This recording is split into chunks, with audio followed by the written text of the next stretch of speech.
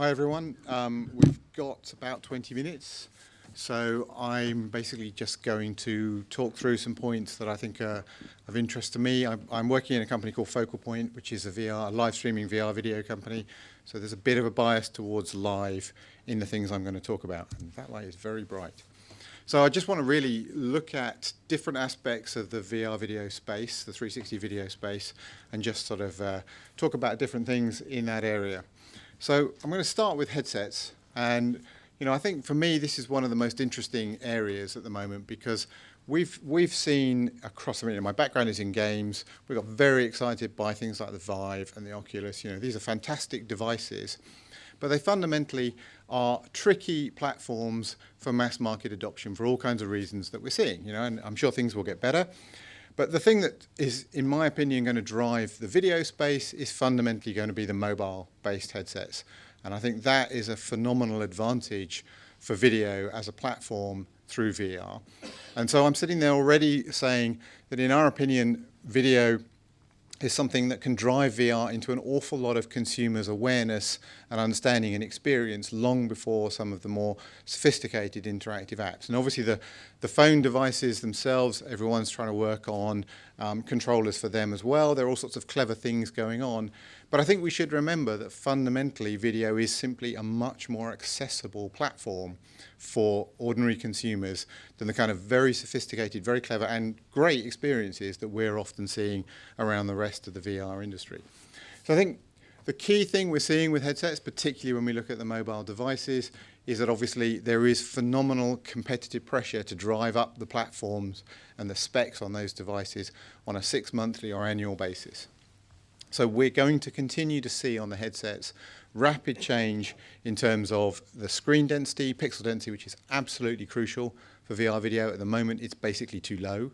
It's a fundamental block right now on the kind of quality adoption of VR video, is that actually the screens are too low resolution for the sort of experience that most people have come to expect from a kind of modern quality video experience. And of course the sensors themselves, the motion tracking sensors, they're not great, not on the phones, but they're getting better. And we're pretty confident actually that this will be something that is addressed in effectively the sort of timescale of projects that we're already looking at. So we're expecting screens to improve with the next major generation, and the tracking to improve fairly rapidly, probably even sooner than that. So the headsets, I think, have been on video in mobile VR have been a bit of an issue, and they remain today a bit of an issue, even the high end, a little bit tricky. But we're really quite optimistic that this is something that is going to improve very quickly. And what that means is, if you're into the VR video space, if you think this is a platform you might want to consider either creating content in or building business models around, this is 100, 200, multiple 100 million devices that are going to be able to use content that you could potentially sell, monetize, reach the audience in a very real way that's kind of as good as it gets as far as the audience is concerned, because most of them aren't likely to experience this stuff any other way. Cameras, are something I didn't know much about a few years ago, because like I say, I come from the games industry. Cameras are not my area of expertise at all, or they weren't. I've learned an awful lot over the last couple of years. And one of the things that I found very interesting about this is that you've got some very divergent streams right now. You've got people like Nokia producing the Ozo. You've got a lot of people producing effectively integrated custom devices dealing with things like the stitching on the fly. And then you've got another bunch of people who are building rigs out of professional cameras. And that's a very interesting split because it actually mirrors a lot of the distribution split. There is an increasing ability to put content directly up on Facebook, onto YouTube, onto Periscope, platforms like that, at frankly quite low resolution. I'll come back to that in a minute.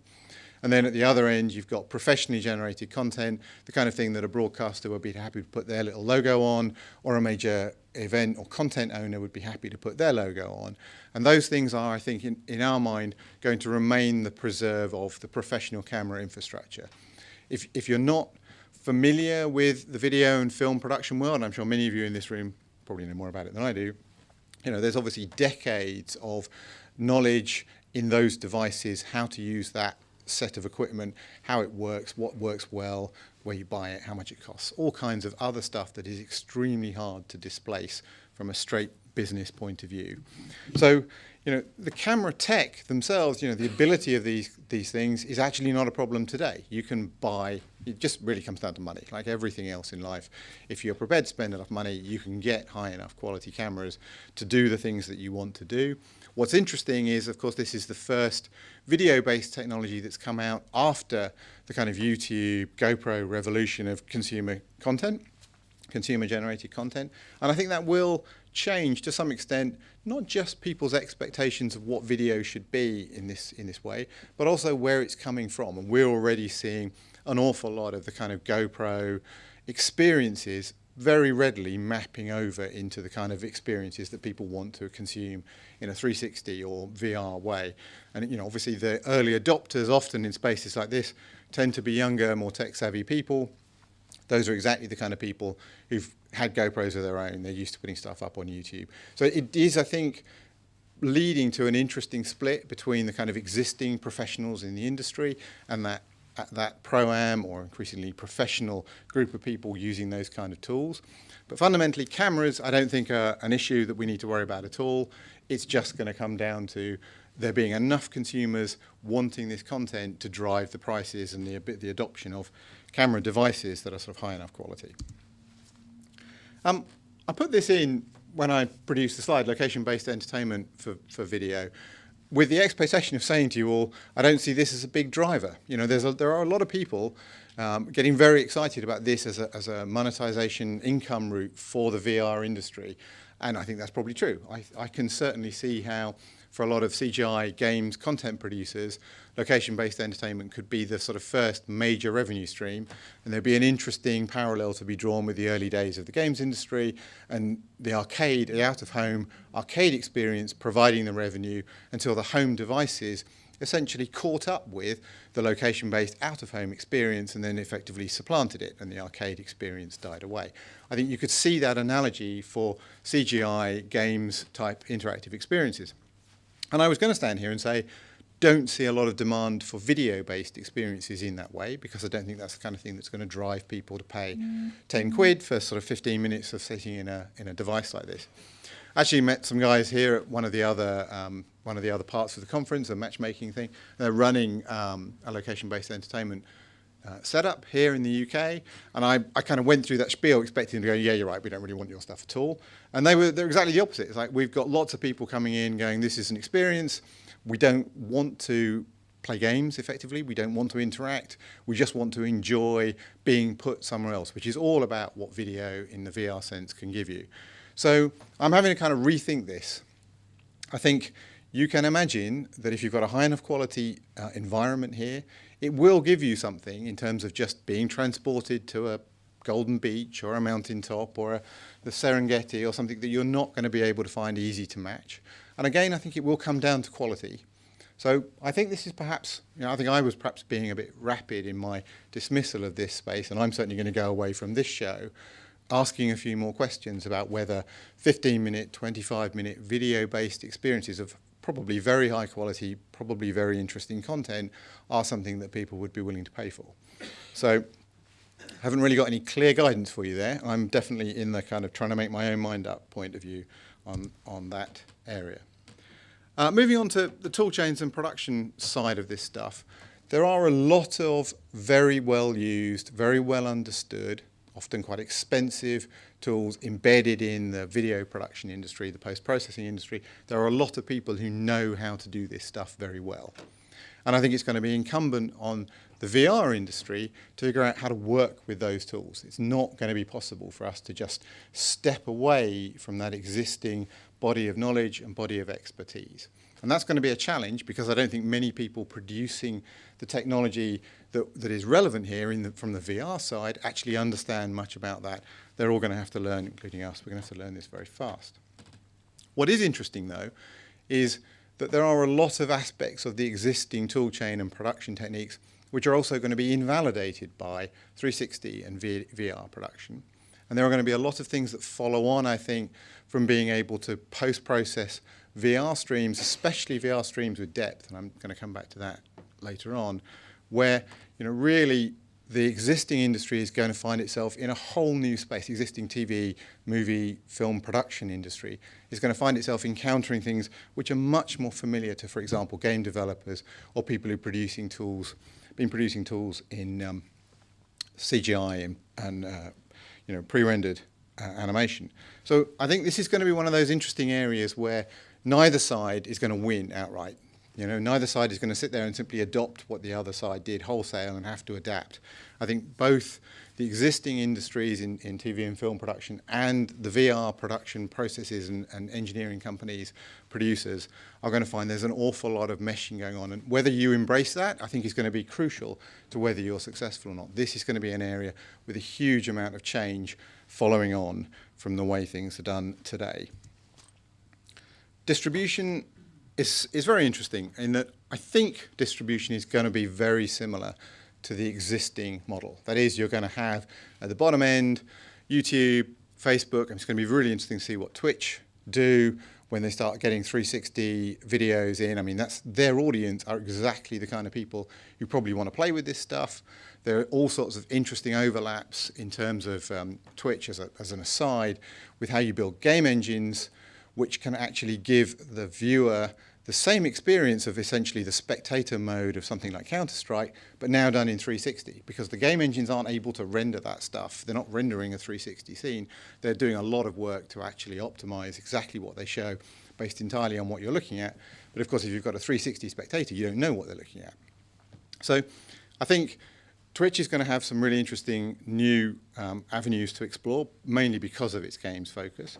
I think the free platforms, YouTube, Facebook, and so on, are going to be extremely important, again, because they're there before the VR video industry. They're not coming along as an afterthought.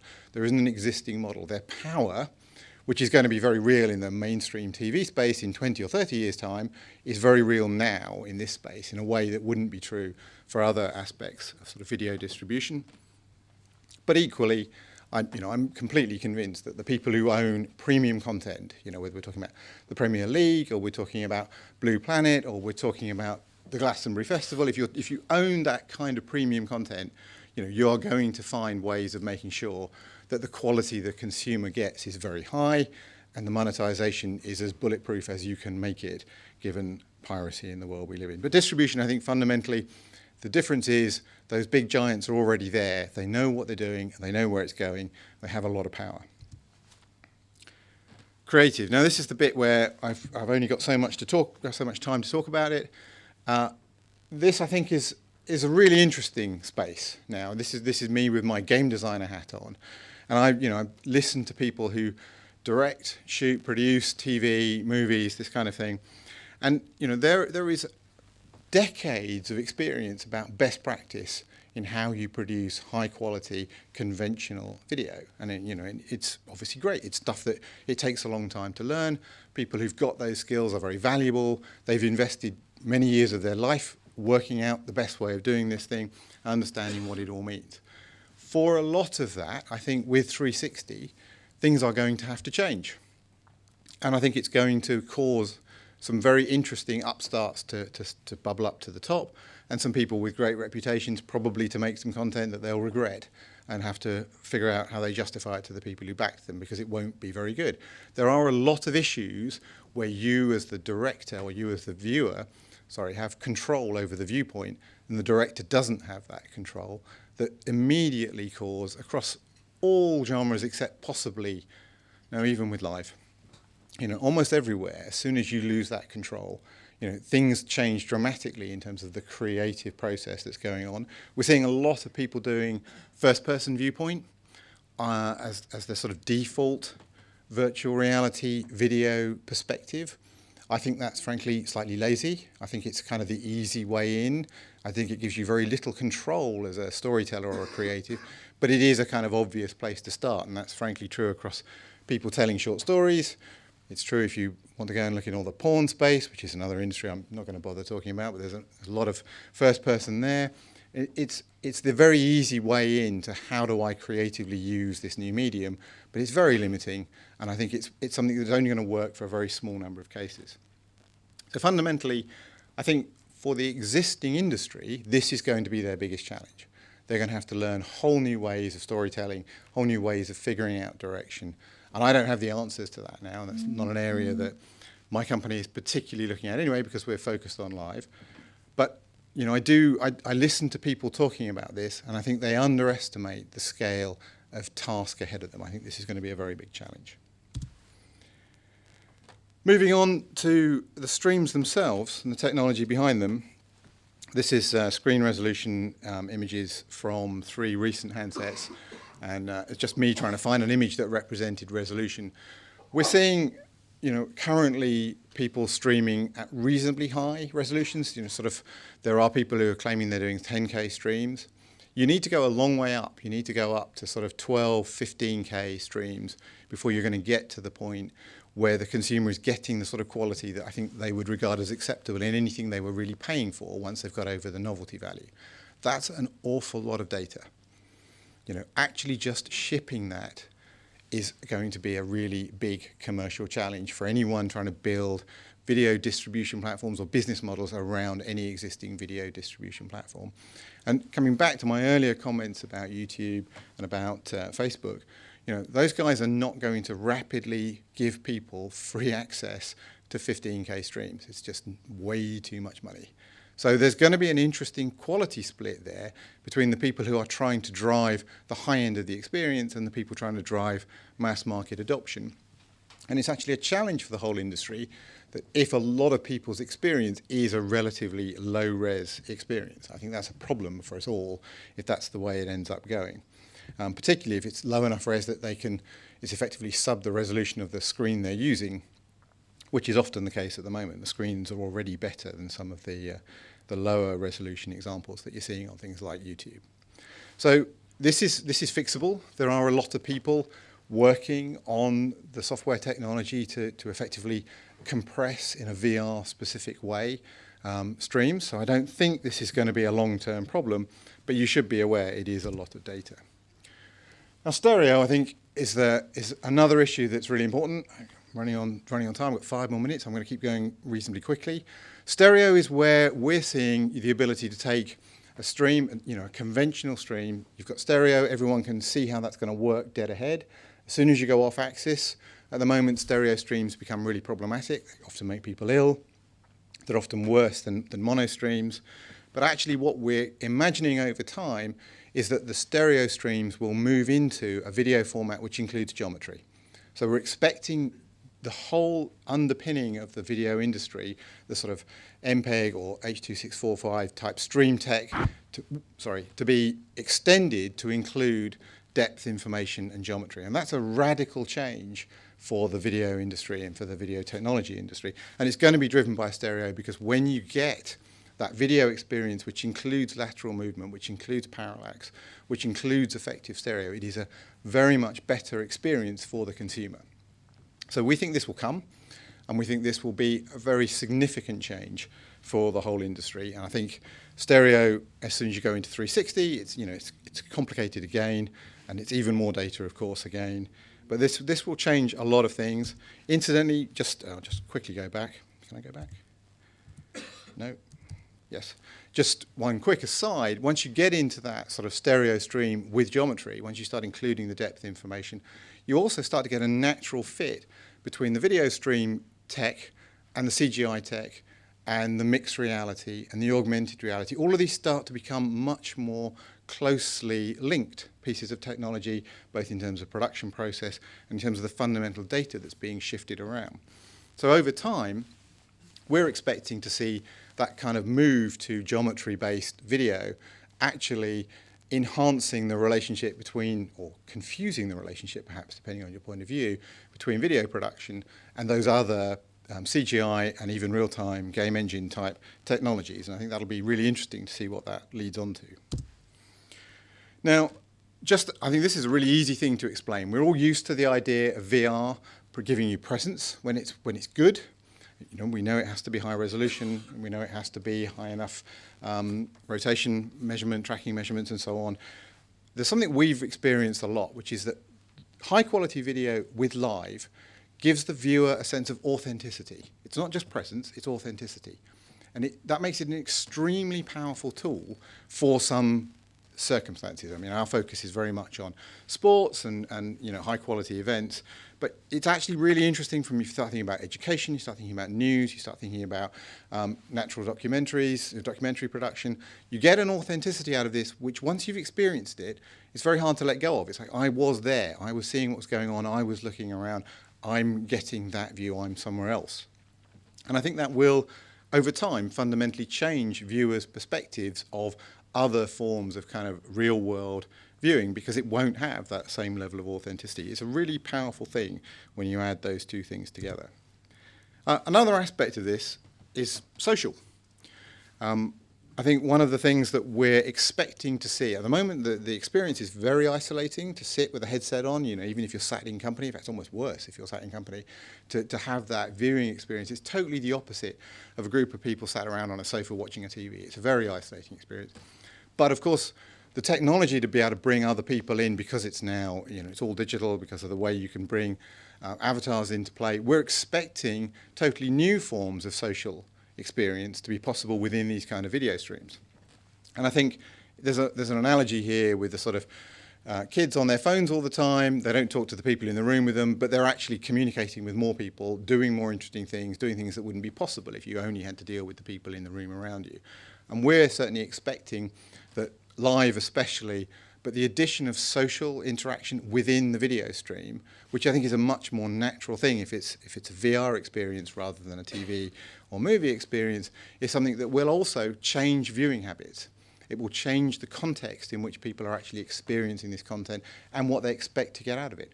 So we think this is another one of those areas where VR and video can actually quite dramatically change the way this industry works and the way people consume this kind of content. And it is 5 o'clock, so that is it. I'm going to stop. Apparently we've got a minute or so for questions because we started late, so I will take advantage of that if someone wants to ask one quick question. I don't know if we can. Oh, we haven't. That, unfortunately. I'm really sorry as much as I'd like to. But the venue have been quite strict with that cut-off time in this room. They've got Oh, I thought it was the venue guy who said I could have 2 extra minutes. It's the venue guy, in which case. I'm going to claim it was the venue guy who said we had 2 extra minutes. Assuming someone wants to ask a question. There's one here and there's one at the end there that I can see, but I can't see anyone up there at all. Hello? Yeah. There we go. In terms of streaming live, especially in regards to Twitch, what sort of expectations can we have about the increase in bandwidth that will be required? I mean, we're already having trouble with that already. For specifically live events, it's very, very difficult to Yeah, it an is. acceptable Do you mean quality. upload from the event or download to the consumer? Both, really. Right, well, I think upload to the event, it's definitely problematic because it's obviously going up all the time, and the more, you know, one of the things that's interesting here is you can't move the cameras, so the solution is to have multiple cameras and let the user choose which camera they're looking from. But of course the implication from then is you also have to upstream from all of them all the time, so that definitely is a big issue. I think down to the consumer, the industry has to solve the problem of how do we figure this stuff within a domestic broadband environment, right? We can't do anything else. We can't change the world's broadband infrastructure, and people like Twitch are trying to reach new audiences, not worry about that, right? So they're trying to reach even lower bandwidth places. So I think we just have to figure it within what we have. Okay, sorry about that, guys. One question. Hope that was useful.